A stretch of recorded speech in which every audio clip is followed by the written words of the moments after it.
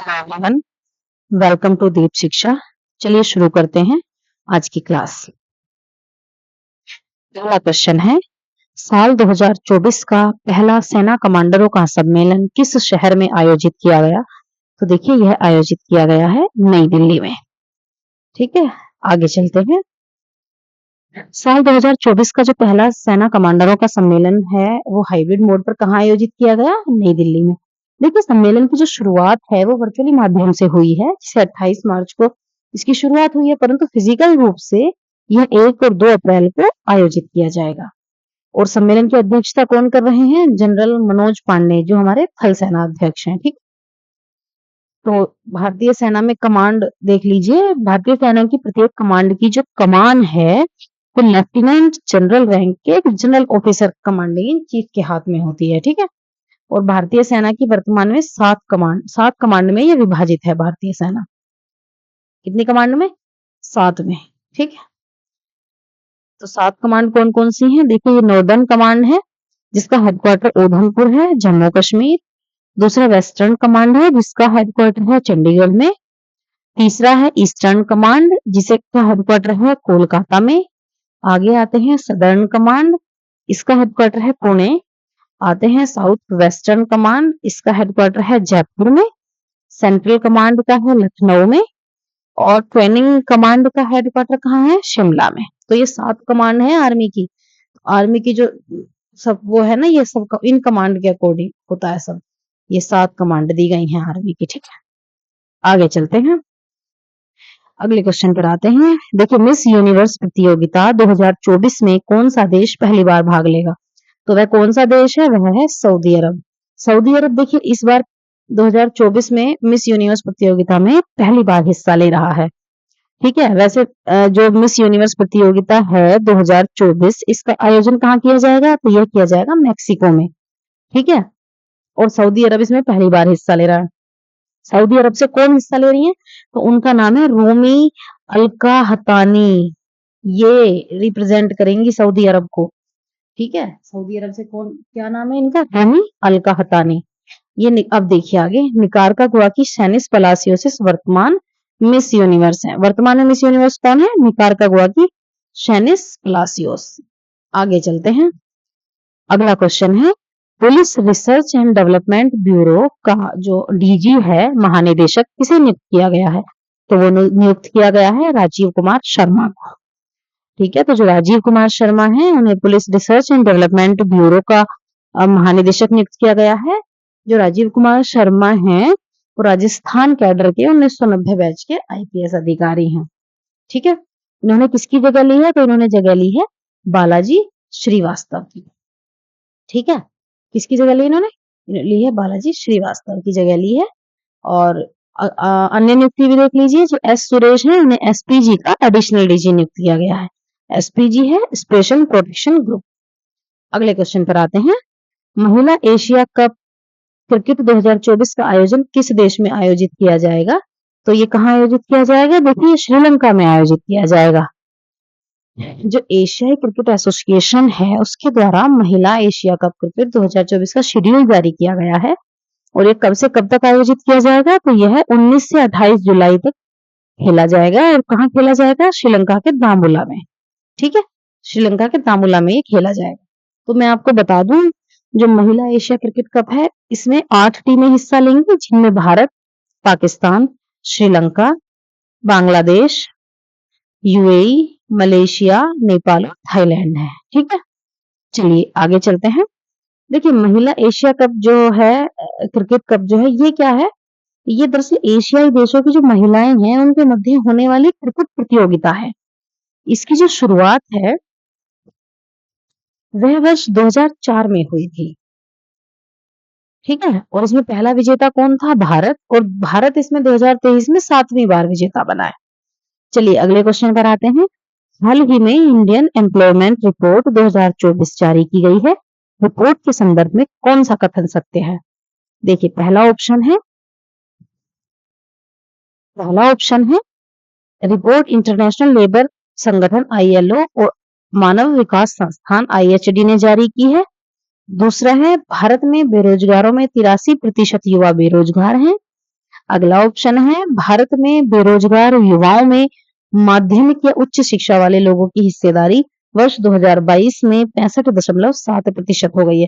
देखिए ये सभी जो कथन है वो सभी सत्य हैं।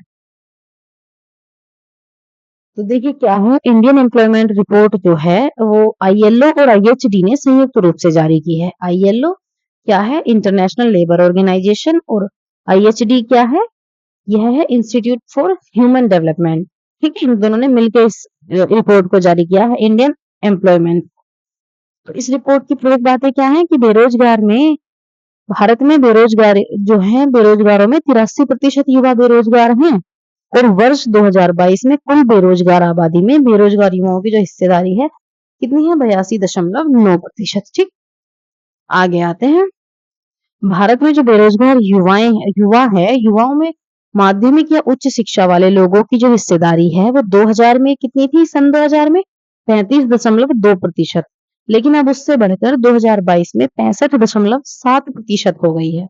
ठीक है, तो शिक्षित जो बेरोजगार युवा हैं माध्यमिक स्तर या उच्च शिक्षा वाले, उनमें पुरुषों की प्रतिशतता है 62.2%, जबकि महिलाओं की जो हिस्सेदारी है वो 76.7% है। ठीक है, अब इसमें कुछ और भी जो ऐड है वो देख लीजिए एक बार कि कमल किशोर को संयुक्त राष्ट्र महासचिव एंटोनियो गुटेरस ने क्या नियुक्त किया है, आपदा जोखिम कम करने के लिए सहायक महासचिव और महासचिव के विशेष प्रतिनिधि के रूप में नियुक्त किया है।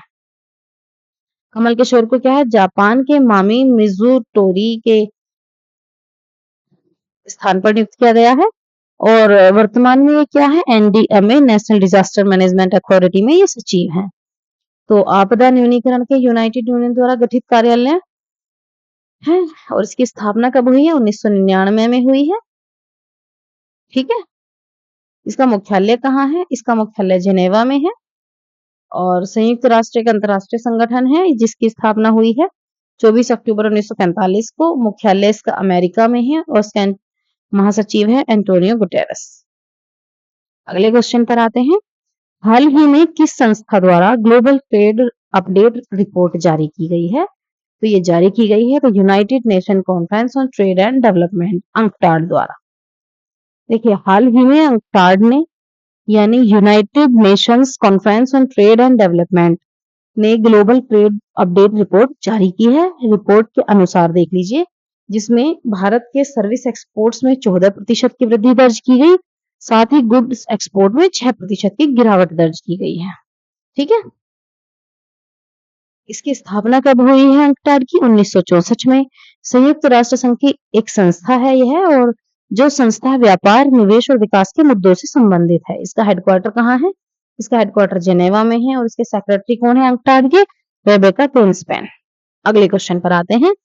निम्नलिखित में से कौन सा उत्सव ईसा मसीह के बलिदान दिवस के रूप में मनाया जाता है, तो देखिए वह है गुड फ्राइडे।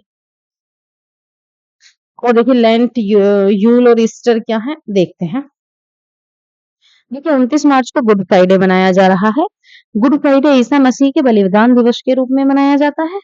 और देखिए हमारे ऑप्शंस में जो ऑप्शन दिए गए हैं उनमें है एक लेंट, यूल और ईस्टर। तो इन्हें भी एक बार देख लेते हैं। लेंट क्या है, लेंट एक कैथोलिक समुदाय द्वारा लगभग 40 दिनों की अवधि के लिए एक धार्मिक अनुष्ठान है। ठीक है, ये है लेंट, ये कैथोलिक समुदाय से संबंधित है। अगला आता है यूल। यूल क्या है, ये ऐतिहासिक रूप से जर्मनी के लोगों द्वारा मनाया जाने वाला एक त्योहार है। कहाँ के लोगों द्वारा, जर्मनी के लोगों द्वारा ये मनाया जाता है।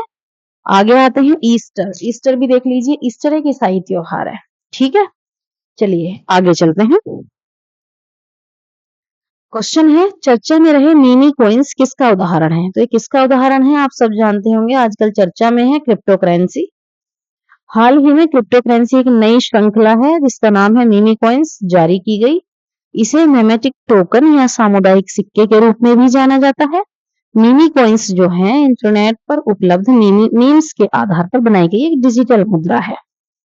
ठीक है, तो क्रिप्टो करेंसी क्या है, यह एक प्रकार की डिजिटल करेंसी होती है, और क्रिप्टो करेंसी में क्या होता है, ब्लॉकचेन तकनीक का इस्तेमाल किया जाता है। वर्तमान में विश्व भर में 2500 से अधिक क्रिप्टो करेंसी प्रचलित हैं। देख लीजिए वर्तमान में 2500 से अधिक क्रिप्टो करेंसी।